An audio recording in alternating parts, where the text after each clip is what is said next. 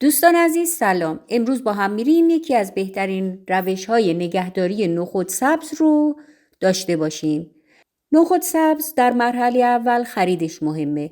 بهتر اینه که نخودهای سبز رو انتخاب کنین و تازه و پر باشه، محکم باشه و سفت.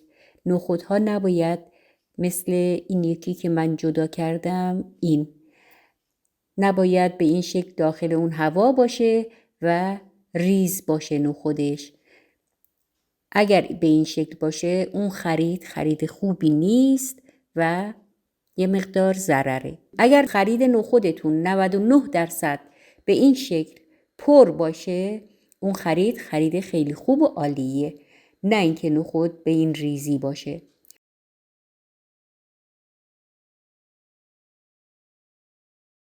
حالا بریم برای روش فریز کردن اون. بعد از اینکه نخودها رو تمیز شستم اونا رو به این شکل باز میکنم و نخودهای داخل اونو خارج میکنم. خب بعضی از شما ممکنه که نخودو بعد از اینکه از نیام اون خارج کردین بعد بخواین شستشوش بدین. این روش هم روش درستیه و هیچ فرقی نمیکنه. تمام نخودها رو از داخل نیام اونها خارج میکنم. به این شکل خیلی ساده و راحت.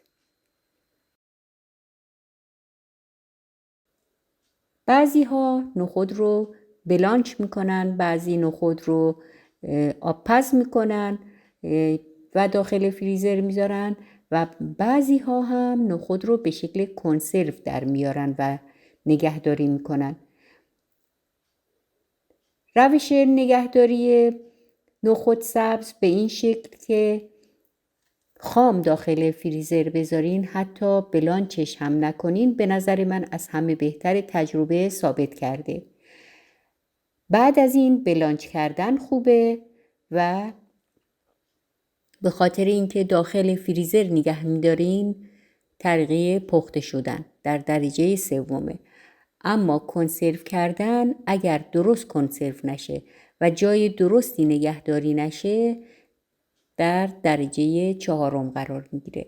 همینجور که دیدین من نخودها رو داخل کیسه فریزر گذاشتم، هوای اونو خارج کردم و بعد اونها رو داخل جعبه های فریزر میذارم و داخل فریزر تا 1 سال میتونین این نخود رو نگهداری کنین.